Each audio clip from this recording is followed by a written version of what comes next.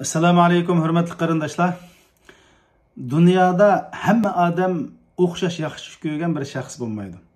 Meni yoki sizni yaxshi ko'rmaydigan insonlar chuqur bo'ladi. Bu men sabablik yoki siz sababli bo'lmasligi mumkin. Chunki faqat xatolashmaydigan, osmonda vahiy qiladigan payg'ambarlarni yaxshi ko'rmaydigan insonlar bo'lgan, dushmanlar bo'lgan.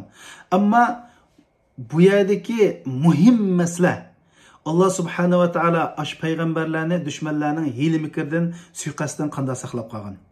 Siz men düşmanның suikastından ansirab qalsak yoki boshqalarning bizga suikast qilish, bizga dushmanlik qilish, yomon niyat qilish niyati bo'lsa, bularni qanday saqlanib qolmaymiz degan vaqtda bu yerda ajoyib bir xosiyatli bir duo bor.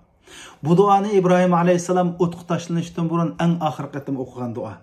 Rasululloh hicret qilgan vaqtida düşmanlar Rasulullahni kim tutib akasi yuz to'girmiz desa, bütün yomon niyatliklar Rasulullahni tutib akilimiz deb oxirida Suraqat ibn Malik Rasulullahni jiroqdan ko'rgan vaqtda Rasululloh o'qigan duo.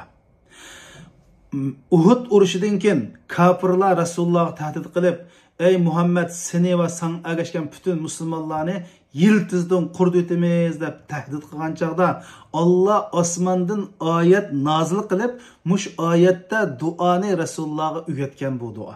Bu duo bo'lsa hasbunalloh va ni'mal vakil. Allah bizga kifoya. Allah nima degan yaxshi homiy degan bo'ldi.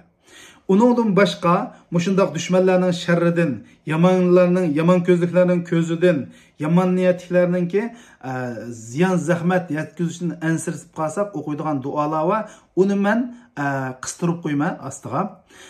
Buni o'zimiz yodlab olaylik, bolalarimizga yodlataylik, videoni ham bahslash orqali boshqalarning foydasiga sunaylik. Assalomu alaykum.